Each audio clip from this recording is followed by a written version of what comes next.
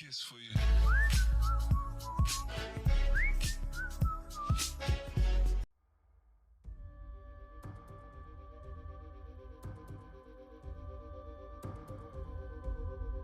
So the question I want to ask here is, are people YouTube brand? Are people that are on YouTube and do YouTube reviews, and then people that kind of consume YouTube content, are they too YouTube brain when it comes to things like sponsors and advertising and affiliate marketing and that kind of thing?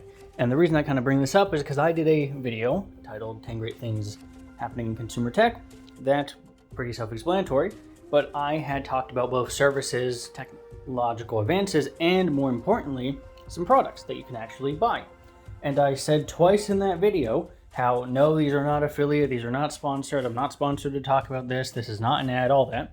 And I definitely still got comments saying about how it was absolutely an ad and I was sponsored to talk about it and all that. And it really got me thinking about this fact that I think people that consume a lot of YouTube just inherently are so warped in their ability to kind of just talk about products normally without assuming it's sponsored. This isn't just a YouTube problem, this is an internet thing as a whole, because most of the time when you're seeing products, either on a website, an article, or any kind of thing, there's some kind of affiliation, whether it's an actual affiliate link they get commission on, or it's a sponsored segment, or anything else. They have some money to be gained from it. So it's very hard and very rare to see products just being talked about as they actually are, and not through some filtered sponsor. And it just got me thinking about, okay, are these people that do this, and it's not just like us versus them, it is a very common thing. I do it sometimes as well, right? Like, it's a very common thing to just assume the worst when it comes to this stuff. But the thing that got me thinking about it is when I was thinking about like how LTT, I'll give an example, does when they review a graphics card that they don't like or that isn't good, their videos will be structured differently than if they have one that it is good. And that got me kind of analyzing how I do my own reviews. And what I thought is, people tend to do reviews based on things that they like. That's just kind of inherent. The reason the videos feel different, the reason the LTT videos feel different, the bad reviews from the good reviews, is because that is, no matter how many people are involved, how that person felt about that card. You tend to put more effort and but you tend to put more emphasis on things in a good review that make it stand out because you want to showcase it, versus a bad review for something that is bad. It doesn't do that. It's not trying to showcase why the card is bad, because most times it's pretty obvious why it's bad and there's not really a lot there.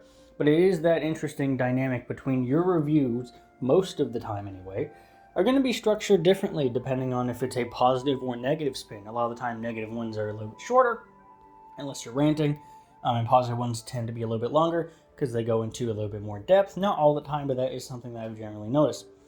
And that really comes back and kind of comes around to, okay, so what does that mean for affiliate marketing? It means that if your entire job on a website or a news center or anything like that, if your entire job is to review monitors, and you review positively and negatively monitors, right, like a mix, well, what is the likelihood? Likelihood is that if you're an affiliate for those monitors, let's say it's $1,000 monitor, and these are like, computer monitors, not speakers, and you put it link in your description, and let's say it's a positive review, you're probably gonna get a good amount of people clicking on that because of your recommendation and buying it, and then your team or whatever gets a commission. If it's a negative review, people probably aren't going to be buying that directly from you because you didn't give it a recommendation, so they're probably not going to buy it. Whether you want to admit it or not, that does play a role into how people view reviews. If you tend to put more effort and focus onto reviews of items that you like, and those reviews are inherently positive, then people are more likely going to affiliate marketing back to you and buy those products. This is mostly, I would say, a subconscious cycle. No one is really actively trying to do that, but that is what exists. If you, as a company like, Hardware Unboxed or something, Monitors Unboxed, whatever, and they start doing more negative reviews, you could see their amount from affiliates drop because people aren't going to be spending as much money on things that channel doesn't recommend. So it is in your best interest most of the time to focus on reviews of things that are positive, to not only get the affiliate, but to also create more interest in the products and generally industry as a whole. So coming back to how that affects people watching it, well, when you have that cycle of constantly the positive reinforcement cycle, I guess, of putting out a review that you're proud of because it's a great product and putting an affiliate link for that product to have people buy it, the consumers get very much conditioned into assuming that any good press about a product is sponsored because that is in their best interest to get all the money. So then you get to the fact that people call you out when you talk about a product that isn't sponsored in any way, either full video or affiliate, and you're just talking about it, because the expectation is that it will always be in your best interest when you talk about a product positively to put that link in to get the money. Because if you're not, you're effectively wasting your opportunity. So that's kind of just this idea that, like, no matter what you do, no matter how you're trying to do it, you will be in this cycle. Whether you're a reviewer and trying to get more money for your reviews or for your company, you're going to inherently follow that positive feedback loop, or to your consumers when you're watching videos. You are most likely going to seek out products, and hopefully there's positive reviews on the products because you are trying to determine if you're going to buy something and you want it to be positive.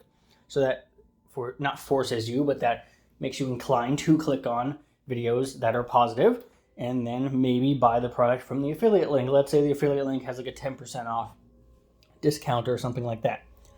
You effectively get into this cycle from both a reviewer and a consumer perspective of wanting positive reviews to both learn from as well as the other side, which obviously means most of them, to any capacity, whether it be affiliate or not, are sponsored in some way. And I think that's an important point, that like affiliate links are not sponsors in that way, but they do promote the same idea of that positive reinforcement cycle that you don't really want to break.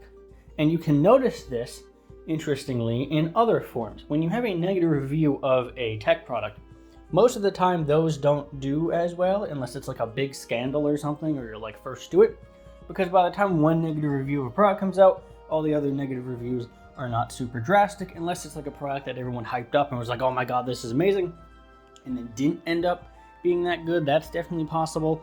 But most of the time, a negative review on a product is going to be less interesting unless it's a big blow up, because it's, products at this point are becoming pretty stagnant. So if the next generation of an Intel CPU, for instance, is not that interesting and it gets a negative review, that's not super exciting. If an Intel processor comes out and it's amazing and everyone's freaking out about it, that's super exciting, and you're going to click on that video to learn more about it, and you're going to be like, oh my god, I got to use this in every single build I make, and I got to recommend it to all my friends, and got to buy a bunch of them, right? That's kind of what happens, and that goes back to this loop that everything keeps going on to. And so I just really hope, in trying to explain this, that it makes sense that I think too many people are relying on this positive feedback loop, both on the reviewer and consumer side, to make their decisions. And they're not thinking, like, if a product isn't sponsored, what I would like to see is more discussion of products, actual products, not sponsored or affiliated in any capacity. And that way we can get a healthy mix. You can have your affiliate stuff, you can have your sponsor stuff, you can have positive and negative, but you can also just have a normal discussion about a fucking product. Like, that's so hard to do all of a sudden for some reason, is just like actually talking about a product. Yes, I talked positively about the XR glasses in my last video. That's not sponsored, that's not having any affiliate links, that's nothing. That's just me talking about, like, yes, there's a product and I seemingly like it, even though I haven't tested it, because of the cool things it's doing, right? And that's not anything, against the product, but it's just like, it's so hard to talk about a product normally and be positive and not be like lambasted and stuck head on pitchfork for talking about a product, and everyone assuming it's sponsored. So I'd like to see more of that. I'd like to see more discussion of products, both positively and negatively, that are not just barraged by like rage bait comments or stuff. It's happening more in gaming content as well. On my second channel, I'm doing a lot more reviews, and one of the more popular videos I had recently was on like a pretty bad like mobile game, right? a lot of comments, not a lot, but there was a couple that are like, report the video because it's rage bait. And I'm like, what? It's crazy. It's insane what this is happening. Insane how much stuff this is happening too. And it's just like, no matter what side you come at, the negativity in gaming, at least that section of it, gives you more views. It does. It gives you more views, gives you more engagement, gives you all that. That's a topic for another time, but that's almost the opposite problem is in the tech space. If it's a positive reinforcement loop, in the gaming space it's a negative reinforcement loop, and you get all these things that are like super feeding into the negativity cycle and spiral and hate watching and hate playing and things. But I think it's just an interesting thing I looked at, because I kind of thought about it, and I'm like, there really isn't much normal discussion of products. There's a lot of hate, there's a lot of praise, there's a lot of sponsoring and money changing hands, but I don't really see people just talking about products naturally. So hopefully I was able to do that in the last video, and hopefully I was able to kind of convey why I think so many people are too YouTube brained now when it comes to how we can talk about products. So if you like this discussion and want to see more of this kind of stuff on the channel, make sure to hit that like button, subscribe, do all that, and I'll see everyone in the next video.